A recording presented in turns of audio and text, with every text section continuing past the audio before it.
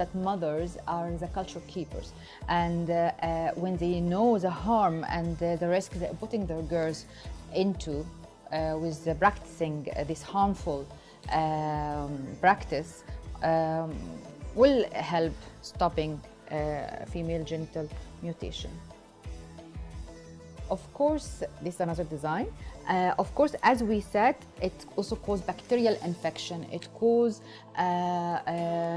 during the pregnancy, complication during delivery. Also can lead to death.